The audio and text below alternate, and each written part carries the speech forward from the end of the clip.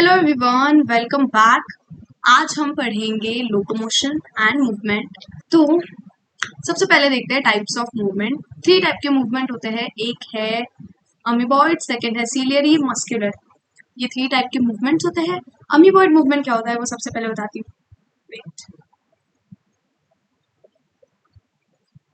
देखो ये है अमीबा, ओके। और यहाँ पे सपोज कुछ फूड पार्टिकल है। अभी अमीबा को ये फूड पार्टिकल इनगल्फ करना है, तो what he will do, he slash she, अभी पता नहीं इसका जेंडर क्या है, लेकिन अभी अमीबा क्या करेगा, फॉल्स फीड्स निकालेगा। जैसे ऐसे हो जाएगा अमीबा,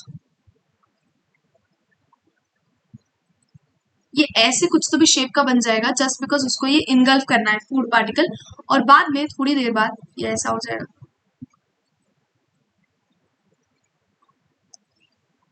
लाइक उसने इनगल्फ कर लिया है, वो उसने खुद के अंदर ले लिया है वो फूड पार्टिकल। इसको बोलते हैं फॉल्स फीड्स, सूडोपोडिया।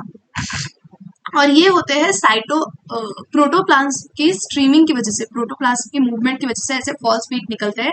तो इसको बोलते हैं अमीबॉइड मूवमेंट। अपनी बॉडी में भी कोई कोई सेल्स शो करते हैं अमीबॉइड मूवमेंट। इसको अमीबॉइड मूवमेंट इस रीजन से बोला है बिकॉज ये अमीबा का स्पेशल फीचर है, तो इसलिए इसको अमीबॉइड मूवमेंट नाम दिया है।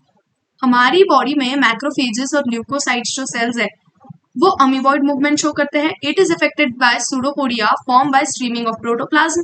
Cytoskeletal elements like microfilaments are also involved in amoeboid movement. Second है हमारी सिलियरी मूवमेंट। सिलियरी एपिथेलियम होती है, वो हमारे बॉडी में बहुत सारी जगह प्रेजेंट होती है, जैसे रेस्पिरेटरी ट्रैक्ट और फेलोपियन ट्यूब्स में।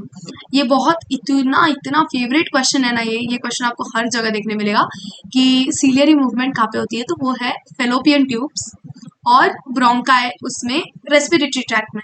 तो सिलियरी एपिथेलियम चीजों को मूव करने के लिए काम आती है यूनिडायरेक्शनल वे में। तो फेलोपियन ट्यूब में भी ओवम जो होता है वो सीलिया की वजह से मूव करता है। Cilia help ovum to move towards ampullary region, okay. Ciliary movement occurs in most of our internal tubular organs, which are lined by ciliated epithelium. The coordinated movements of cilia in trachea helps us removing dust particles and some foreign substances inhaled along with atmospheric air. Atmospheric air के साथ अगर कोई foreign substances आ जाए तो वो ciliary epithelium की help से remove हो जाते हैं। Passage of ova through female reproductive tract is also facilitated by ciliary movement. Movement of our limbs, jaw, tongue require muscular movement. The contractile property of muscles are effectively used for locomotion and other movements by human beings and majority of multicellular organisms. देखो इसमें ये भी दिया था NCERT में कि locomotion और movement में डिफरेंस क्या है। मूवमेंट इन द सेंस मैं एक प्लेस पे बैठ के भी मूवमेंट कर सकती हूँ, may be I am moving my hands और may be I am like doing some gestures and all, movement. And locomotion in the sense I am changing my position, मैं वॉक करके कहीं और जा रही हूँ, तो वो हो गया locomotion. every movement every locomotion is movement, but every movement is not locomotion. Locomotion requires a perfect coordinated activity of muscular, skeletal and neural systems. In this chapter you will learn about types of muscles, their structure, mechanism of their contraction, important aspects of skeletal system. Next, अभी देखते हैं muscle क्या होता है। देखो muscles होते हैं 3 type के। फर्स्ट है स्केलेटल मसल्स, सेकंड है विसरल मसल्स, मतलब स्मूथ मसल्स भी बोलते हैं हम उसको कॉमनली, और थर्ड है कार्डियक मसल्स। स्केलेटल मसल्स वो होते हैं जो मेनली हमारे मूवमेंट्स एंड ऑल, मेनली वो सारी चीजों में हेल्प करते हैं। विसरल मसल्स वो होते हैं जो विजुअल मसल्स या फिर स्मूथ मसल्स भी बोलते हैं, वो होते हैं हमारे इनर ऑर्गन्स के मसल्स। इनर ऑर्गन में जो मसल्स होते हैं जो इनवॉल्यूंटरी मूवमेंट, हमारी जो कंट्रोल में मूवमेंट नहीं है इनर ऑर्गन्स की, जैसे हो सकता है एलिमेंट्री कैनल, गट हमारा, वो सारी चीजें, तो उसमें होते हैं स्मूथ मसल्स, ओके। और फिर आते हैं कार्डियक मसल्स, स्पेशल हार्ट के मसल्स। तो ये अपना अपना फंक्शन करते हैं, ये भी इनवॉलेंट्री होते हैं। तो पहले ही बता रही हूँ, जो स्केलेटल मसल्स है वो वॉलेंट्री है, वो मैं मेरी मर्जी से मूव कर सकती हूँ। My tongue is also skeletal muscle, इसलिए मैं उसको भी अपनी मर्जी से मूव कर सकती हूँ। इसको बोलते हैं वॉलेंटरी मूवमेंट, मतलब मेरी मर्जी से। और स्मूथ मसल्स और कार्डियक मसल्स मेरी मर्जी से नहीं चलते हैं, ये इनवॉलेंट्री होते हैं। तो अभी हमने कुछ खाया तो आपका स्टमक फूड अंदर डाइजेस्ट कर रहा है, आप चाहो ना चाहो वो कर रहा है डाइजेस्ट, आपका हार्ट बीट कर रहा है, तो it's not in your hand, इसलिए इसको बोलते हैं इनवॉलेंटरी। स्ट्रिएटेड मसल्स मतलब ऐसे पैरेलल पैरेलल पैटर्न दिख के आता है, स्ट्रिएशंस दिख के आते हैं, स्ट्रिप्ड पैटर्न। तो ये स्ट्रिप्ड पैटर्न हमें सिर्फ स्केलेटल मसल और कार्डियक मसल में ही दिख के आता है। स्मूथ मसल्स में कोई स्ट्रिएटेड पैटर्न नहीं होता है, स्ट्रिप नहीं होता है, तो इसलिए ये नॉन स्ट्रिएटेड मसल्स है। और क्या याद रखना है, यहाँ से बहुत क्वेश्चन आते हैं, मैं जितना भी बोला अभी वो सब आपको याद रखना है। ब्रांच्ड, तो सिर्फ कार्डियक मसल्स ही ब्रांच्ड है, बाकी स्केलेटल मसल्स और विसरल मसल्स नहीं होते, तो दे डोंट हैव ब्रांचेस। चलो अभी रीड कर लेते हैं। You have studied in chapter 8 that cilia and flagella are outgrowth of cell membrane. Flagellar movement helps in swimming of spermatozoa, maintenance of water.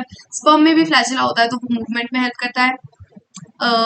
Canal system in sponges and locomotion in protozoa like euglena. इसमें होते हैं flagellar movements, याद रखना है ये तीनों भी.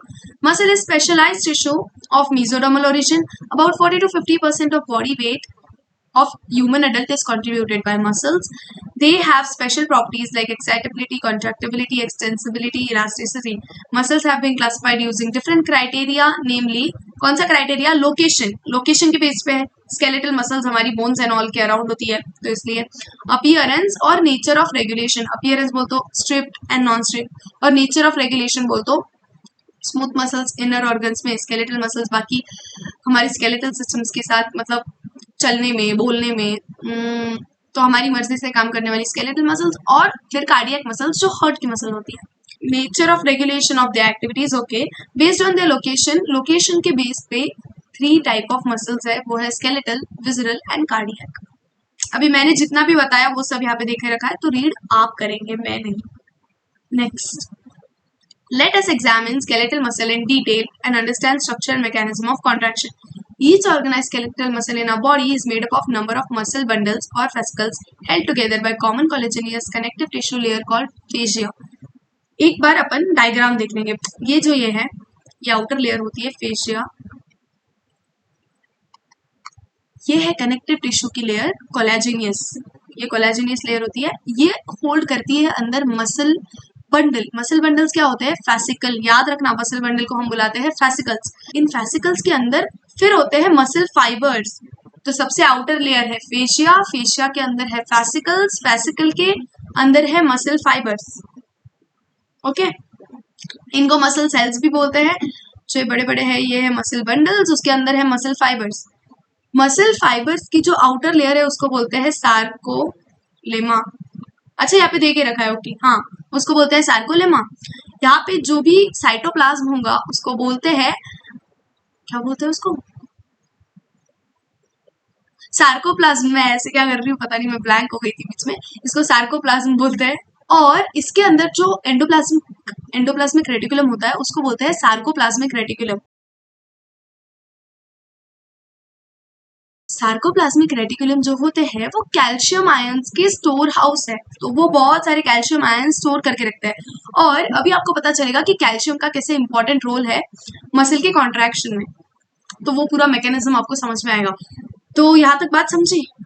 और हाँ, ये देखो, ये ब्लड कैपिलरीज है जो लाइन कर रही है हर एक मसल फाइबर को। मैंने अभी तक आपको बताया यहाँ तक कैल्शियम आयंस तक, ये सारी चीजें मैंने बोल दी है आपको, आप रीड कर लेना। A characteristic feature of muscle fibre is presence of large number of parallelly arranged filaments in sarcoplasm called myofilaments और मायोफिब्रिल्स। तो मसल फाइबर जो है, मसल फाइबर के अंदर होते हैं पैरेलली अरेंज्ड मायोफिलामेंट्स या फिर मायोफिब्रिल्स। तो ये क्या होते हैं? देखो, ये 2 टाइप के होते हैं। Each myofibril has alternate dark and light bands on it. A detailed study of myofibril has established the striated appearance is due to pattern of 2 important proteins, actins and myosins. देखो, actin और myosin 2 important proteins arranged होते हैं parallelly. आपको पूरा diagram में पता चलेगा। The light band contains actin.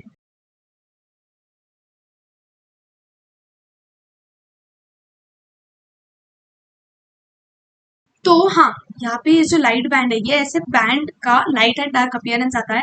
ये जो लाइट बैंड है ये होता है एक्टिन, मतलब यहाँ पे एक्टिन मेनली प्रेजेंट होंगे, और ये जो डार्क बैंड है यहाँ पे मेनली प्रेजेंट होंगे मायोसिन। तो इसको बोलते हैं, देखो, the light band contains actin is called I band. तो ये जो ये वाला बैंड है इसको बोलेंगे आई बैंड, आइसोट्रोपिक बैंड, और इसको बोलेंगे anisotropic band, A band. Both proteins are arranged rod like structure में होते हैं, parallel to each other, also to the longitudinal axis on myofibrils. Actin filaments are thinner as compared to myosin filaments, hence are commonly called thin filaments. Actin filaments thin होते हैं, myosin filaments thick होते हैं. In the center of eye band there is a elastic fiber called Z line which bisects it. Z line हमें यहाँ देखने मिलेगी, ये bisect कर रही है eye band को. तो ये जो appearance है ना, ये देखो मैं आपको यहाँ पे बताती हूँ, ऐसे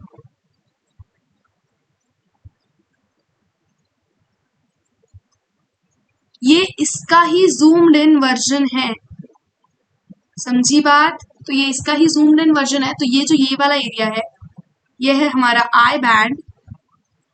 तो आई बैंड को बीच में से एक लाइन बाइसेक्ट करती है, वो होती है जेड लाइन. जेड लाइन, समझी बात? तो ये है जेड लाइन. और ये ए लाइन के बीच में भी, मतलब ए बैंड के बीच में भी एक लाइन होती है, इसको बोलते हैं एम लाइन. वो यहाँ पे दे नहीं रखी है, बट इसको एम लाइन बोलते हैं. The thin filaments are firmly attached to the Z line. Thin filaments एकदम firmly यहाँ पे Z line पे attached है. ये देखो thin filaments है वो, मतलब वो actin है. Okay. The thick filaments in A band also held together in the middle of this band. Thin fibrous membrane M line. तो M line से वो होते हैं, मैंने आपको बताया M line से जुड़े होते हैं. The A and I bands are arranged alternately throughout the length of myofibrils. The portion of myofibril between two successive Z line is considered as functional contraction, functional unit of contraction called as sarcomere. देखो ये बहुत important question है. Sarcomere क्या होता है? तो sarcomere है दो जेड लाइन के बीच में का एरिया. This is sarcomere. एक जेड लाइन से लेके दो जेड लाइन के बीच में का, दूसरी जेड लाइन के बीच में का एरिया होता है sarcomere. Functional unit of contraction है. एक और चीज जो ये नॉन ओवरलैप्ड एरिया है, यहाँ पे ये देखो, ये जो एक्टिन है और मायोसिन है, यहाँ पे ओवरलैप्ड एरिया, ये एक दूसरे को ओवरलैप कर रहे हैं. ये जो नॉन ओवरलैप्ड एरिया है बीच में का, इसको बोलते हैं एच जोन. इसको क्या बोलते हैं? H zone. In a resting state the edges of thin filaments on either side of thick filaments partially overlap the ends of thick filament, leaving central part of thick filament. This central part of thick filament is not overlapped by filaments called H zone. इसको H zone बोलते हैं. तो contraction कैसे होता है पता है क्या? ये है ना, यहाँ पे क्रॉस ब्रिज बनेगा. आप अगर वन शॉट देख रहे हो तो आपको ऑब्वियसली ये चीज पता है, क्रॉस ब्रिज एंड ऑल, बस मैं अभी रिवाइज कराऊंगी. तो यहाँ पे क्रॉस ब्रिज बनेगा और वो ऐसे पुल करेंगे अदर साइड और फिर कॉन्ट्रैक्शन होता है. तो ये यहाँ पे जॉइंट होते हैं. ये पूरा मैकेनिज्म देखेंगे अभी. स्ट्रक्चर ऑफ कॉन्ट्रैक्टाइल प्रोटीन्स, अभी हम इनके स्ट्रक्चर्स देखेंगे. ये है हमारा एक्टिन, ये है मायोसिन. इनको जूम इन करके इनके स्ट्रक्चर देखेंगे. Each actin thin filament is made up of two filamentous actins helically bound to each other. ये देखो, ये है एफ एक्टिन. एफ एक्टिन की लाइन है ये पूरी. एफ एक्टिन की यूनिट क्या है? जी एक्टिन, मतलब ग्लोब्यूलर एक्टिन. यह है ग्लोब्यूलर एक्टिन. ग्लोब्यूलर एक्टिन की चेन होती है F actin, filamentous actin. Filamentous actin के साथ साथ एक लेयर, एक और ये जारी होती है, इसको बोलेंगे ट्रोपोमायोसिन. याद रखना, ये है ट्रोपोमायोसिन, जो उसके पैरेलली ऐसे बाउंड होके जारी होती है. ट्रोपोमायोसिन पे ट्रोपोनिन लगे होते हैं, छोटे छोटे प्रोटीन्स. समझी बात? तो यहाँ पे वही बोला है, each F actin is polymer of monomeric globular actin. Two filaments of another protein tropomyosin also run close to F actin throughout the length. तो ये जो ट्रोपोमायोसिन है वो भी थ्रू आउट द लेंथ होता है. A complex protein troponin is distributed at regular intervals on tropomyosin. आपको इस ट्रोपोनिन का भी सिग्निफिकेंस पता चलेगा. इन द रेस्टिंग स्टेट अ सब unit of troponin masks the active binding sites for myosin on actin filaments. ये जो ट्रोपोनिन है ना, ये रिलैक्स स्टेट में क्या कर रहा है पता है? ये यहाँ पे मास्क कर रहा है, ये यहाँ पे खुद बैठ गया है. यहाँ पे मायोसिन की बाइंडिंग साइट्स है, मतलब मायोसिन वहां से जुड़ेगा उसको, तो उसने वो मास्क कर रखा है. जब ये ट्रोपोनिन हटेगा तब जाके मायोसिन बाइंड करेगा, मायोसिन जुड़ेगा, बाद में मायोसिन खींचेगा, तब जाके कॉन्ट्रैक्शन होगा. पूरा मैकेनिज्म ऐसे चलता है. Each myosin thick filament is also polymerised protein. ये भी पॉलीमराइज्ड प्रोटीन है. Many monomeric proteins called meromyosin constitute one thick filament. बहुत सारे ऐसे मीरोमायोसिन होते हैं.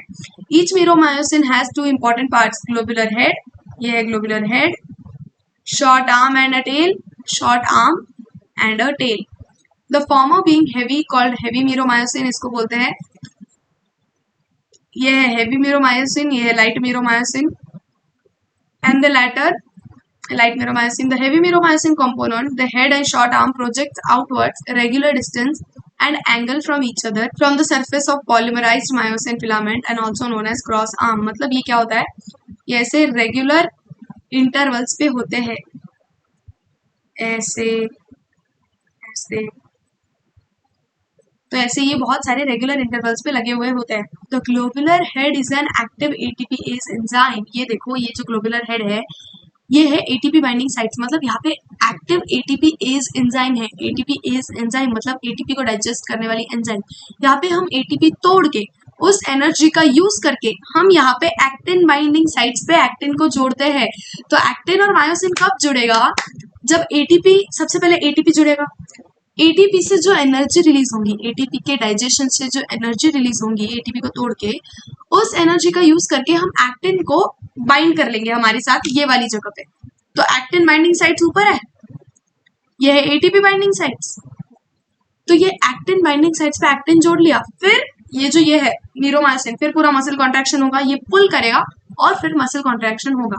The globular head is an active ATPase enzyme, ये वाला active ATPase enzyme, and has binding sites for ATP and active sites for actin. जहाँ पे ATP binding sites ये वाली है और ये है actin binding sites, यहाँ पे actin जुड़ेगा. समझी क्या बात? आई होप आपको ये पूरे स्ट्रक्चर्स क्लियर है. तो नेक्स्ट है मैकेनिज्म ऑफ मसल कॉन्ट्रैक्शन. हमने स्ट्रक्चर वगैरह सब देख लिया, अब देखेंगे मैकेनिज्म होता कैसे है. तो सबसे पहले तो एनसीईआरटी आप रीड करेंगे, मैं एक्सप्लेन करूंगी. ये है मोटर न्यूरॉन. ध्यान से एकदम ध्यान से पूरा मैकेनिज्म सुनो. एक बार आपको ये मैकेनिज्म समझ आ गया ना, आप कभी नहीं भूलेंगे. बहुत इजी है, हर एक चीजें प्रोसेस वाइज हो रही है. ये है मोटर न्यूरॉन, यहाँ पे है हमारा, ऐसे कर लेते हैं, हाँ. तो ये है हमारा मसल फाइबर. ओके, यहाँ पे होते हैं रिसेप्टर्स, और इसके अंदर क्या है, इसके अंदर है न्यूरोट्रांसमीटर. एक्सॉन टर्मिनल पे होते हैं न्यूरोट्रांसमीटर्स. ओके, तो होगा क्या,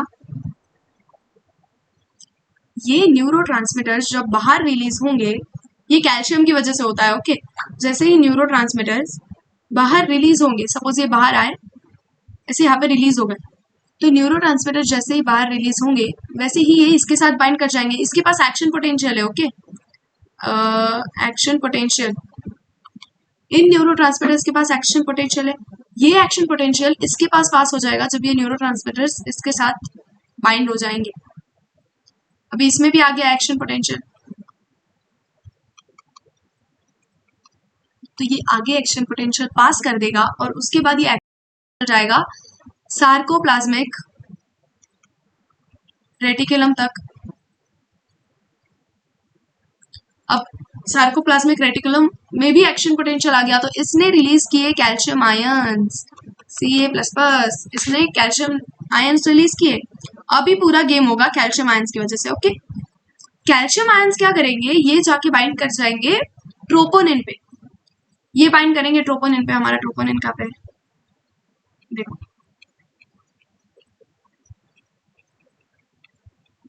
ओके, इसके साथ है यहाँ पे ये ट्रोपोमायोसिन है और इसके साथ यहाँ पे थे ट्रोपोनिन. ओके, तो सपोज ये यहाँ पे है ट्रोपोनिन. ये जो कैल्शियम आयन है ये जाता है ट्रोपोनिन के पास और ट्रोपोनिन हट जाएगा. कैल्शियम और ट्रोपोनिन ये हैंग आउट करने जा रहे हैं अभी बाहर, तो ये हट जाएगा, ट्रोपोनिन को कैल्शियम लेके चला जाएगा. फिर क्या होगा, ये वाली बाइंडिंग जो साइट है ये यहाँ पे खुल जाएगी और यहाँ से ट्रोपोमायोसिन भी हट जाता है. ट्रोपोमायोसिन भी हट जाता है, मतलब पूरा नहीं हट जाता है, बट वही ट्रोपोमायोसिन मायोसिन बाइंडिंग साइट्स यहाँ पे ओपन कर देता है. तो यहाँ पे अभी बाइंड करेगा myosin. Myosin is free to bind. तो अब क्या होगा, देखो मैंने आपको बताया था कि एटीपी बाइंडिंग साइट्स है इसके पास, यहाँ पे दिख नहीं रहा है मेरे, यहाँ पे एटीपी बाइंडिंग साइट्स है। जैसे ही एटीपी बाइंड होगा, एटीपी का हाइड्रोलिसिस होगा, हाइड्रोलिसिस, ओके। एटीपी का हाइड्रोलिसिस हुआ, देखो एडीपी और एक इनऑर्गेनिक फॉस्फेट बच गया। एटीपी का हाइड्रोलिसिस होगा और अभी क्या हुआ, एनर्जी रिलीज हुई। उस एनर्जी से हम क्या करेंगे, मायोसिन को एक्टिन से बाइंड करा लेंगे। उस एनर्जी से हम मायोसिन को, देखो क्रॉस ब्रिज बना लेंगे, इसको क्रॉस ब्रिज बोलते हैं। मायोसिन हेड बाइंड हो गया एक्टिन के साथ। अभी जैसे ही क्रॉस ब्रिज फॉर्मेशन हुआ, स्लाइडिंग स्लैश रोटेशन, मतलब अभी ये स्लाइडिंग होती है यहाँ पे, इस एनर्जी की हेल्प से यहाँ पे स्लाइडिंग होगी। समझी बात? तो ये था पूरा मैकेनिज्म। आई होप आपको समझ गया होगा, कुछ भी मैंने मिस तो नहीं किया। नेक्स्ट है हमारा skeletal system. Skeletal system consists of framework of bones and few cartilages. This system has significant role in movement shown by body. Imagine chewing food without jaw bones. यार यहाँ पे बहुत फालतू चीजें लिखी होती है, इसलिए मुझे कभी कभी इतना कंटाला आता है ना एनसीईआरटी रीड करने का। देखो 206 बोन्स है और फ्यू कार्टिलेजेस है, ये आप रीड कर लेना, यहाँ पे कुछ समझने जैसा तो नहीं है। नेक्स्ट ये देखते हैं diagram, diagrammatic view of human school. I think ना मुझे एक फ्लोट चार्ट बना के लाना चाहिए। वेट, मैं खुद ही के नोट्स की फोटो लेके आ गई, बिकॉज मैं कहाँ पूरा flow chart and all draw करती बैठू, इसलिए देखो सबसे पहले हमारी बॉडी में होते हैं 206 बोन्स, इतना पता ही होगा। 206 बोन्स डिवाइडेड कैसे हैं, 80 होते हैं उसमें के एक्सियल और 126 होते हैं अपेंडिकुलर, ओके। एक्सियल मतलब हेड से लेके दो हमारे पेल्विक गर्डल्स तक, मतलब पेल्विक गर्डल्स तो वो इंक्लूड नहीं होंगे। एक्सियल मतलब हमारी बॉडी का ये बीच में वाला पार्ट, ये इतना इतना, ये एक्सियल में आता है। अपेंडिकुलर में आएंगे हमारे बोथ लिम्ब्स और उनके साथ वाले गर्डल्स, तो यहाँ पे भी जो बोन्स एंड ऑल होते हैं वो, तो ये आएंगे अपेंडिकुलर में, ओके। तो एक्सियल बोन्स कैसे डिवाइडेड है, स्कल है, स्कल में है 22 बोन्स, ओके। 22 में से 8 है क्रीनियल, 14 है फेशियल, और ये जो हायोइड और रियर ऑसिकल्स है ये इंक्लूडेड नहीं है, ये स्कल में इंक्लूडेड नहीं है, बट ये स्टिल एक्सियल स्केलेटन में ही आएंगे। हायोइड बोन एक यू शेप बोन होती है जो बाकी किसी से जुड़ी नहीं होती। ये यहाँ पे भी मेरे नोट्स में भी हिंदी लिखी हुई है, मेरे सारे नोट्स में हिंदी लिखी हुई है, तो ये बाकी किसी से जुड़ी हुई नहीं होती है। और ईयर ऑसिकल्स, ये हमारे 6 ईयर ऑसिकल्स, 3 इधर 3 इधर। देन ये यहाँ पे मैंने लिखा भी है, दोनों डायरेक्टली स्कल में इंक्लूडेड नहीं है, इसलिए हिशोब करने मत बैठ जाना। हिशोब एक मराठी वर्ड है, उसका मीनिंग होता है कैलकुलेशन, तो कैलकुलेशन करने मत बैठ जाना कि क्या हो गया यहाँ पे ऐसे 22 क्यों नहीं बन रहा है, इन दोनों का ही मिलके 22 बनेगा, ओके। फिर ये है क्रेनियल। क्रेनियल ये बोन्स के आपके एनसीईआरटी में नाम नहीं दिए वाले, फिर भी आप इसका स्क्रीनशॉट लेके ये एक बार दिमाग में रखना। और ये है सारे फेशियल बोन्स। फिर आएंगे, देखो 80 में से 22 हो गए, अभी है 26 वर्टिब्रे। 26 वर्टिब्रे में से 7 सर्विकल होते हैं, पीछे हमारा जो वर्टिब्रल कॉलम है सबसे पहले होते हैं 7 सर्विकल, उसका फोटो है क्या, ये देखो 7 सर्विकल होंगे, सर्विकल वर्टिब्रा।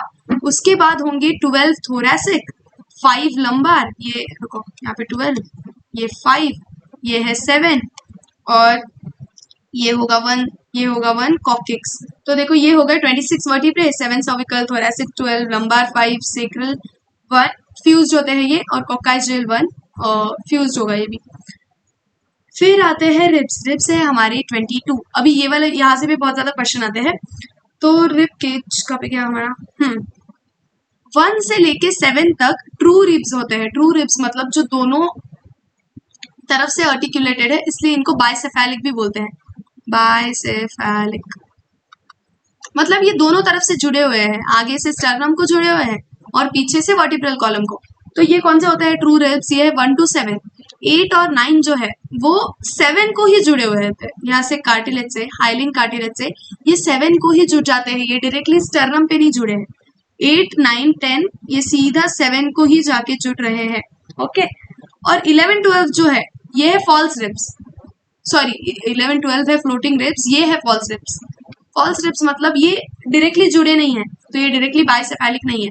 और फ्लोटिंग रिब्स 11 12 ये तो फ्लोट ही कर रहे हैं, ये बस एक ही साइड से पीछे से जुड़े हुए हैं, बाकी ये फ्लोटिंग रिब्स कहलाते हैं।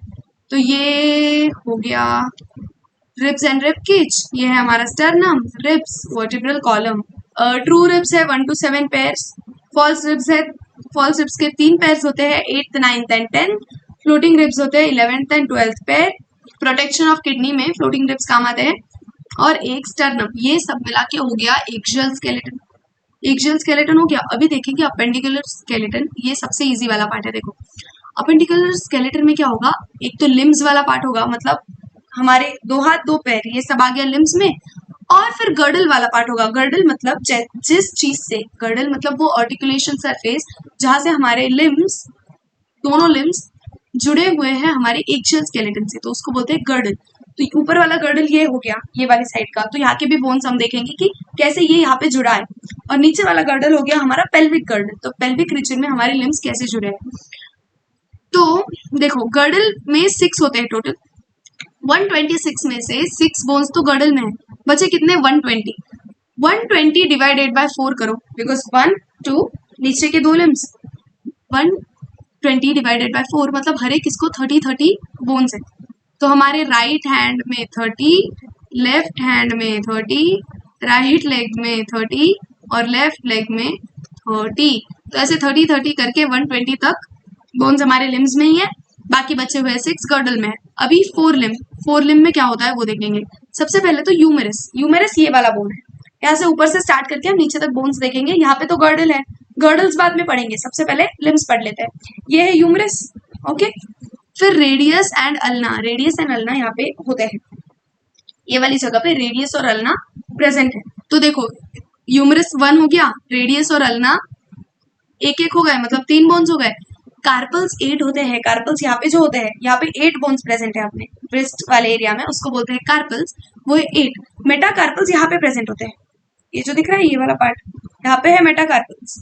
फिंगर्स वाली बात नहीं कर रही हूँ मैं, यहाँ पे है मेटाकार्पल्स। और फिंगर्स में होते हैं फैलेंजेस, वो है 14। ये कभी भी ये बॉक्सेस काउंट कर लेना, ये 14 है, तो वैसे फैलेंजेस 14 है। तो एक हैंड का हो गया पूरा 30। सेम टू सेम दूसरे हैंड का तो हो गया 60। तो राइट हैंड और लेफ्ट हैंड हमारा हो गया। अभी देखेंगे लेग। लेग में सबसे पहले तो होता है फीमर, फीमर होता है थाई बोन, तो हमारी जो थाइज है वो वाला बोन है फीमर। फिर है पटेला, पटेला होता है घुटने पे का बोन, हमारी नी पे एक बोन होता है उसका नाम होता है पटेला। फिर टिबिया और फिब्यूला हमारे नी से लेके एंकल वाले रीजन तक है। हैंड तो मैंने पूरा एक्सप्लेन कर दिया। देखो यूमेरस, रेडियस और अल्ना यहाँ पे प्रेजेंट है एक एक, कार्पल्स है 8, मेटाकार्पल्स है 5, पैलेंजस है 14, रेडियस अल्ना 1 1, यूमेरस 1। ओके, ये गर्डल वाला पार्ट बाद में बताऊंगी। फिर है फीमर, फीमर एक है, ये है थाई बोन, ये सबसे बिगेस्ट बोन, लॉन्गेस्ट बोन, ये बॉडी का लॉन्गेस्ट बोन है। फिर पटेला, ये घुटने पे एक बोन होता है, इसको बोलते हैं पटेला, ये कप शेप बोन होता है। फिर टिबिया और फिब्यूला एक एक है। टार्सल्स जो है, टार्सल्स मतलब हमारा जो हैंड का जैसे रिस्ट वाला रीजन है, लेग का भी जो एंकल वाला रीजन है वो वाला रीजन, तो वो उसको बोलते हैं टार्सल्स। टार्सल्स 7 होते हैं, जैसे यहाँ पे 8 थे, कार्पल्स यहाँ पे 8 थे हमारे पास, टार्सल्स 7 होते हैं। और अभी टार्सल्स 7 है तो भी लेग में 30 बोन्स कैसे पता है, बिकॉज यहाँ पे एक और एक्स्ट्रा बोन आ गया ना पटेला, जो यहाँ पे थोड़ी था, हैंड में नहीं था, तो ऐसे ये इसको कंपेंसेट करके बराबर 30 बोन्स बनते हैं। मेटाटार्सल्स फिर से 5 और पैलेंजेस फिर से 14। और अभी हम देखेंगे ये है पेक्टोरल गर्डल। पेक्टोरल गर्डल में ये वाला जो बोन है, कॉलर बोन हमारा, इसको बोलते हैं क्लैविकल, ये यहाँ पे होता है क्लैविकल। और ये है स्कैपुला, पीछे वाला जो यहाँ का बैक का बोन है उसको बोलेंगे स्कैपुला। तो स्कैपुला और क्लैविकल ये दोनों मिला के बनाते हैं पेक्टोरल गर्डल। और पेक्टोरल गर्डल अभी दोनों तरफ है ना, दोनों तरफ तो हो गए 4 बोन्स, तो पेक्टोरल गर्डल के 4 बोन्स और दोनों राइट हैंड और लेफ्ट हैंड के 60, तो ये हो गए 64। और इधर भी सेम चीज, यहाँ पे ये दोनों मिलके बनाएंगे यहाँ पे 2 ही बोन्स होते हैं, एक है ये वाला और वही दूसरी साइड से भी सेम ऐसा वाला एक बोन होगा। ये 3 बोन से मिलके बना है इलियम, प्यूबिस, इशियम। ये तीनों बोन से मिलके पेल्विक गर्डल बनता है। दो ही बोन्स है, लेकिन पूरा उसको दो बोन्स ही हम पकड़ते हैं, एक लेफ्ट वाला और एक राइट वाला, और एक बोन तीन हिस्से मिलकर बना है। तो पेल्विक गर्डल बना हुआ दो बोन से, और 60 तो हो गया 62 एंड 64 कितना हुआ 126। तो ये हो गया हमारा पूरा अपेंडिकुलर स्केलेटन। आई होप आपको यहाँ तक की सारी चीजें समझ आई होंगी। देखो जॉइंट्स तीन टाइप के होते हैं, एक फाइब्रस, यहाँ से बहुत ज्यादा क्वेश्चंस आते हैं, यहाँ पे ध्यान देना। जॉइंट तीन टाइप के हैं, फाइब्रस, कार्टिलेजिनियस और साइनोवियल। फाइब्रस जॉइंट्स में नो मूवमेंट, स्कल बोन्स में होते हैं। ये स्कल बोन्स ऐसे सूचर्स से जुड़े हुए होते हैं।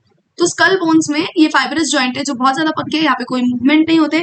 Sutures dense fibrous connective tissues से बने हुए। ये एक्चुअली मैं ऐसे नोट्स बनाती थी ना, मुझे इतनी चीजें याद रहती थी उस टाइम। मेरे सारे नोट्स ऐसे है, देखो ये है, ये पूरे लेसन के नोट्स। आई होप आपको दिखाई दे रहा है, तो छोटे छोटे मेरे पूरे नोट्स लिखे हुए हैं। फिर है कार्टिलेजिनियस जॉइंट, जो लिमिटेड मूवमेंट शो करता है थोड़ी बहुत कार्टिलेजेस की हेल्प से। एडजेसेंट वर्टिब्रे, हाँ एडजेसेंट वर्टिब्रे में कार्टिलेजिनियस जॉइंट होगा, ये बात याद रखना। और ये जॉइंट्स वाला पूरा पार्ट याद रखो, यहाँ से बहुत क्वेश्चंस आते हैं। लास्ट है synovial joint. Fluid filled synovial cavity considerable movement show करते हैं, और लोकोमोशन, यहाँ पे एक फ्लूइड फिल्ड साइनोवियल कैविटी होती है जिसकी वजह से हम ज्यादा मूवमेंट शो कर पाते हैं। तो यहाँ पे कंसिडरेबल मतलब अच्छी खासी मूवमेंट हो जाती है। देखो साइनोवियल जॉइंट में क्या क्या आता है, बॉल एंड सॉकेट जॉइंट, ये होता है ह्यूमरस, ह्यूमरस जो है ये वाला बोन, और पेक्टोरल गर्डल के बीच वाला शोल्डर जॉइंट होता है ball and socket joint. Humerus और पेक्टोरल गर्डल, शोल्डर और हिप, हिप में भी ये वाला ही जॉइंट होता है, बॉल एंड सॉकेट जॉइंट। फिर है हिंज जॉइंट, ये दो जगह प्रेजेंट है, एक तो नी में और एल्बो में। नी और एल्बो में होता है hinge joint. Pivot joint present होता है एटलास और एक्सिस में, हमारे जो यहाँ के बोन्स है एटलास एंड एक्सिस, वहां पे प्रेजेंट होता है pivot joint. Atlas first bone है, एक्सिस सेकेंड बोन है। फिर जहाँ से लाइक स्कल हमारा, ये मैंने बताया नहीं है, स्कल हमारा डाइकॉन्टिलिक स्कल बोला जाता है बिकॉज दो बोन्स की हेल्प से वो आर्टिकुलेटेड है हमारी बॉडी से। नेक्स्ट है ग्लाइडिंग जॉइंट होता है कार्पल्स में यहाँ पे, एंड सैडल जॉइंट होता है कार्पल और metacarpal of thumb. Last part बचा है disorders of muscular and skeletal system. देखो डिसऑर्डर्स देखते हैं। सबसे पहले तो ये जो मिस्थेनिया ग्रेविस और मस्कुलर डिस्ट्रोफी है, ये इनकी एक बात याद रखो कि मिस्थेनिया ग्रेविस है ऑटो इम्यून डिसऑर्डर और मस्कुलर डिस्ट्रोफी है जेनेटिक डिसऑर्डर। इस पे ही क्वेश्चंस बनते हैं। Myasthenia gravis autoimmune disorder है, अफेक्टिंग न्यूरोमस्कुलर जंक्शन अफेक्ट होता है इसमें। इससे होता है fatigue, weakening, paralysis of skeletal muscle. फिर muscular dystrophy, progressive degeneration of skeletal muscles mostly due to genetic disorder, ये जेनेटिक डिसऑर्डर है। Tetany, rapid spasms, wild contractions होते हैं इसमें in muscle due to low calcium in body fluid, calcium की कमी की वजह से। Arthritis, inflammation of joints. Osteoporosis, age-related disorder characterized by decreased bone mass and increased chances of fractures. Decreased level of estrogen is a common cause. हाँ, estrogen की level कम होती है, vitamin D भी कम हो जाता है, और इस रीजन से एज रिलेटेड है ये। तो बूढ़े लोगों में ओस्टियोपोरोसिस ज्यादा देखने मिलता है। Gout, inflammation of joints due to accumulation of uric acid crystals. Joint में यूरिक एसिड क्रिस्टल्स की अक्यूमुलेशन की वजह से इन्फ्लेमेशन होता है। तो अभी ये चैप्टर खत्म हो गया, थैंक यू। मैंने पूरी एनसीईआरटी रीड नहीं की, तो आप एक बार एनसीईआरटी रीड कर लेना, और बस कुछ भी नहीं था इस चैप्टर में। मैकेनिज्म वाला पार्ट ध्यान से सुना होगा आपने, तो कुछ भी नहीं था, बाकी बाकी सारी चीजें रटने की है। बार बार एनसीईआरटी रीड करोगे तो याद हो जाएगी। बाकी सिर्फ वो मैकेनिज्म वाला पार्ट आपको अच्छे से आना चाहिए कि कैसे एक्शन पोटेंशियल आ रहा है, कैसे पूरा मसल कॉन्ट्रैक्शन हो रहा है। और अरे यार एक मेन पार्ट रह गया, wait wait wait wait wait wait, अभी बाय बाय नहीं, कहाँ पे गया, नहीं तो रुको यही बता देती हूँ आपको लास्ट वाले से। दो टाइप के मसल्स है, देखो एक होता है रेड मसल फाइबर्स और वाइट मसल्स। ओके, इनमें डिफरेंस आपके इसमें दिया हुआ है मैकेनिज्म के बाद, लेकिन वो मैं लेके नहीं आई, मतलब मैंने वहां की एनसीईआरटी लाई नहीं, बिकॉज मैंने मैकेनिज्म तो इस पे पढ़ा है ना स्क्रीन पे, तो वो ये एंड का पार्ट रह गया। रेड मसल्स में होता है मायोग्लोबिन, यहाँ मायोग्लोबिन नहीं होता है, एनसीईआरटी में लिखा है ऑलमोस्ट नील, मतलब नहीं होता है। फिर इसमें रेड मसल फाइबर में ज्यादा अमाउंट में होते हैं माइटोकॉन्ड्रिया। मायोग्लोबिन की वजह से ही ये रेड है, ओके, इसलिए इनमें रेड वाला अपीयरेंस आता है और ये वाइट है। फिर इसमें माइटोकॉन्ड्रिया की अमाउंट ज्यादा होती है, इसमें माइटोकॉन्ड्रिया कम होता है। और इसमें होता है कम, रेड फाइबर्स में कम होता है सार्कोप्लाज्मिक रेटिकुलम। सार्कोप्लाज्मिक रेटिकुलम, और इसमें ज्यादा होता है सार्कोप्लाज्मिक रेटिकुलम।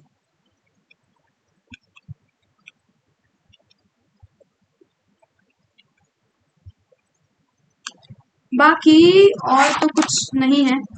मैंने ये जो मेरे नोट्स बनाए थे ना, ये पूरे पूरे एनसीईआरटी पे बेस्ड है, पूरी एनसीईआरटी मेरे नोट्स में कवर्ड है। तो लाइक एक चैप्टर जो एनसीईआरटी का 10 पेजेस में होता है, 10 to 12, मेरे नोट्स में वो 2 पेजेस में होता है और उसमें भी पूरी एनसीईआरटी कवर्ड है। तो लाइक जो जो पॉइंट्स इंपॉर्टेंट है याद रखने के, वो पूरा कवर्ड है। हाँ, लास्ट चीज है एरोबिक एंड एनारोबिक। ये होते हैं एरोबिक और ये है एनारोबिक। हो गया ऑलमोस्ट, ऑलमोस्ट नहीं, पूरा लेसन ही कवर हो गया अभी। Thank you. हाँ, ये थैंक यू, बाय बाय।